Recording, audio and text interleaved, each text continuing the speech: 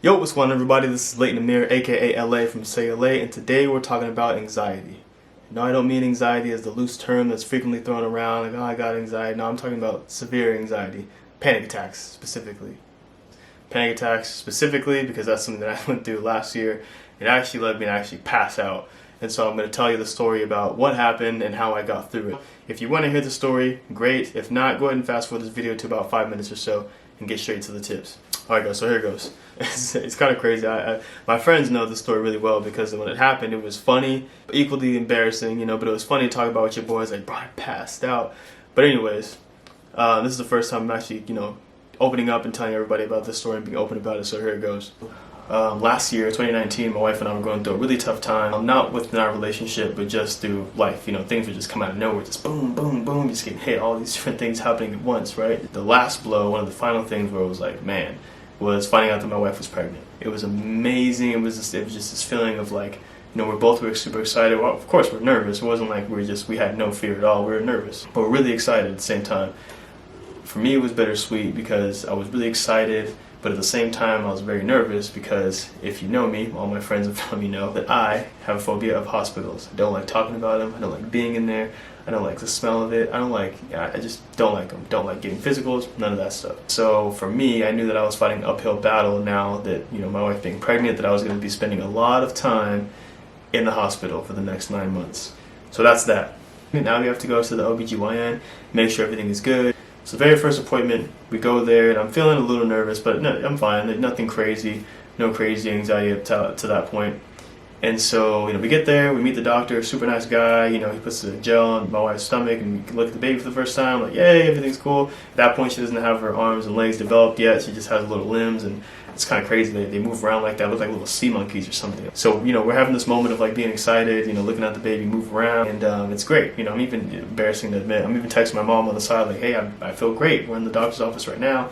Everything is good. I don't feel any sort of anxiety. Like, I'm feeling good. So after you go with the doctor, then afterwards you go to the next room, you go to the nurse. She basically just seals off the appointment. She finishes it up. She gives you a packet. She goes through the packet, tells you what you should do, what you shouldn't do, things you should and shouldn't eat, and that kind of thing. And so everything has been great up to that point, up until she starts talking about salty foods. Super random, I know, but let me explain why. She's talking about salty foods and the danger of having, really salty foods and, that kind of thing for the baby, because she was saying everything, obviously, that you eat, baby gets. She said that sometimes when there's too much salt, the baby's veins burst because they have, the salt can't pass through them. And when she said that, I swear it was like I visualized it. I saw it happening. I saw, all the possibilities of, something happened to my baby or something happened to my wife or all these different things. You know how anxiety, works. It just, your mind just starts going. Man, it's something into this mode of like, uh-oh, here it comes. Felt it. I knew it was coming. And so, I tried to think, I was like, how do I get out of this so I can just go out, exit the room, I don't have to hear anything, I can be discreet about this. So what I do, I pull one of these, like, yo, I got a, phone call, I'm gonna take that, take it outside, pull the fake phone call trick. I recommend using it. It's got me out of some jams, couple jams, and, when in doubt, pull the phone out. So anyways, I did that. I go in the hallway, I'm pacing back and forth, and, I'm like, come on, man, like, what are you doing? Like, snap out of it. Nothing's working, right? I'm telling myself in my head that I'm fine, and, you're tripping out for no reason. So anyways, I'm like, all right, who can I call? What can I do? Like, I'm trying to get my mind, anything. At this point, I'm trying to get above water, what I'm saying? I'm drowning, right? And so I call my godfather. I talk to him, almost every day. And I love my godfather to death. I love him. But that was the worst decision that I could have made going through, an anxiety attack. And so I call him and try to just get my mind off of it. He's like, oh, what's up, baby? How you doing? Everything's cool. And like, yo, what you up to? He's like, oh, I'm over here working on a car. What you doing? I was like, oh, I'm at the hospital. I'm at the doctor's office. He's like, the doctor's office? What?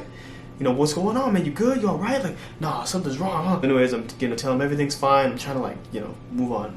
Don't talk about it. I'm good.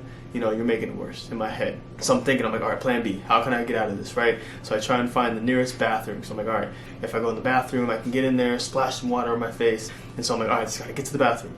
Chill out for a minute, come back out, everything's fine, right?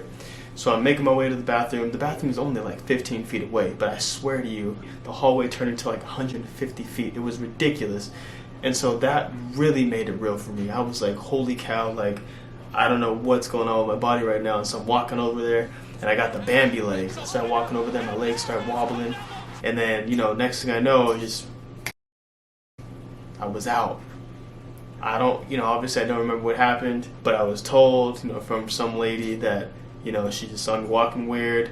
And then I was out, I hit my head on the chair, and then fell on the ground, right? After that, I wake up, and my eyes are kind of, fluttering open and closed. I'm not all the way there yet. And I feel, doctor on one side of my armpit, because I can hear his voice, and some other nurse on my other side of my armpit, and they're dragging me. And I just hear them talking about different things. Get him on the table, lift me up, throw me on the table. And like, okay, give him some juice. Here, we need a straw. We need to get him some sugar. And so, all these things are happening. It's going on. What happened? Dude, all I know is, my eyes aren't even fully open yet, but my headache is booming, man. Like, I got a crazy headache. And mind you, my wife has no idea, what's even going on whatsoever. Because remember, I left the room to go out in the hallway, calm myself down. Didn't work. I passed out. They dragged me into one room, and then she left the other room and went back into the lobby looking for me. She said, where'd he go? Is he on the phone? Did he leave? Is he out in the parking lot? So she's looking for me. The doctor's like, hey, something happened to your husband. She's like, what? And so they take her in the room, and I'm over. I'm on the bed, laid out. She sees that I guess I look super pale. I had no color, is what she said. But anyways, why I tell you this story is because that was a very difficult time for me. It was tough. I had to dig myself out of a hole. Once you have something like that happen to you, it was like, man, like I already was, scared of my anxiety and scared of having panic attacks. But once I actually could see the possibilities of what could happen, it made it so much more realistic and so much more terrifying. And so I spent months trying to, climb myself out of that hole. And so I spent all my time reading books, listening to audiobooks, studying anything that I could online, watching YouTube videos on how to help your anxiety, just like you are, canceling out different food. I tried everything. I went to therapy.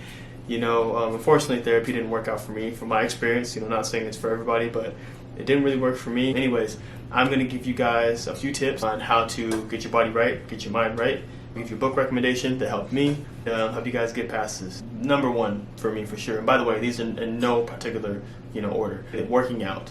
Working out has been, worked wonders for me.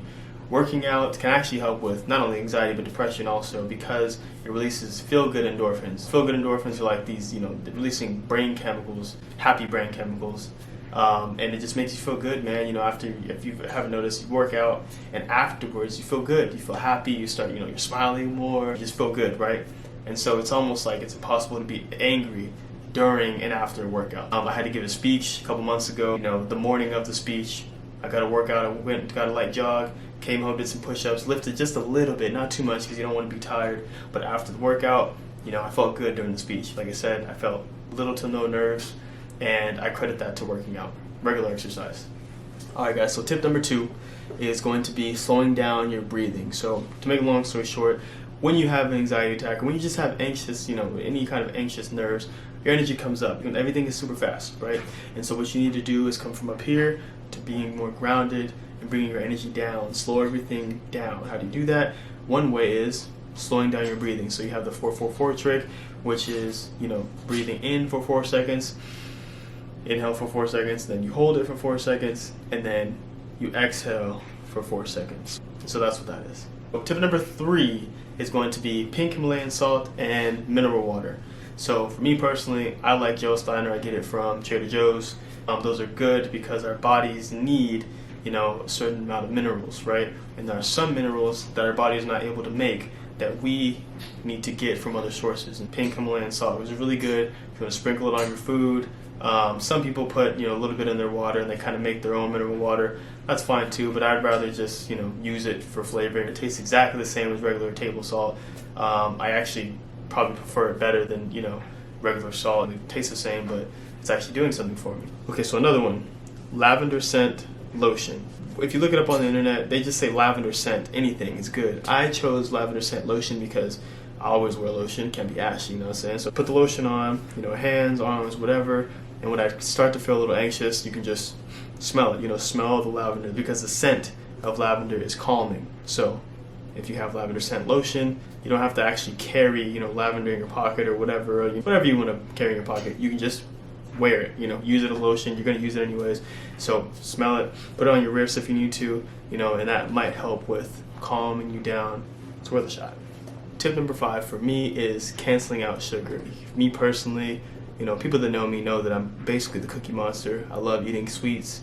Sugar is my thing, candy, whatever. But in terms of anxiety, that has been my worst enemy. Sugar does the exact opposite of what you want, which is being calmer, right? Sugar is bad. If you have sugar in fruit, that's a different kind of sugar, but still sugar nonetheless. You don't want to go too crazy there either. But overall, sugar is bad, especially refined sugar. Cancel that out completely, especially if you have a big event. No sugar for days before. So cancel out the sugar, especially refined sugar, because the sugar is not doing anything but getting you amped up. Next tip is going to be the book recommendation that I got from my therapist. Now, like I said, therapy didn't really work for me, but he did make a great book recommendation, and that was The Dare Response to Anxiety by Barry McDonough. Absolute, 10 out of 10. And this is coming from somebody who had already, read like every book there was, not every book, but there are a ton of books about anxiety. So The Dare Response to Anxiety was the complete opposite. Barry McDonough is, a genius, and he's sharing these tips, and he's helped so many different people, including me. And so that was a really big thing for me. I recommend it to you. Yeah, so go ahead and handle it. Next up on the list is this right here. Chewable Gum. Let's see if it focuses. I don't know. Whatever, you can kind of see it. Anyways, doesn't matter. This is amazing because eases nervous tension, promotes relaxation. What else does it say? A couple other things on there. But anyways, it's good for your anxiety, right? It's a natural neurotransmitter. You have neurotransmitters going through your gut, distributing them throughout your body, and so this is going to help calm you down, essentially. So you can use this if you have an event, if you got to teach, you got to, give a talk, or go to a doctor's office, whatever, doctor's visit, whatever. Pop a couple of these, or as directed. Next up on the list is this right here. I don't know if this is really focusing or not, whatever, it doesn't really matter. Anyways, gut shots, son. Alright, so you gotta get that gut right, you feel me? Take care of yourself, man. Take care of your gut. Make sure it's got the good bacteria to take care of the rest of your body and do what it's gotta do. This is something you take once daily or twice daily if you wanna kind of step it up a little bit. Yeah, man, it's done wonders for me. My wife takes it, she loves it, and it's available, in a ton of stores now. So anyways, take care of your gut, bro.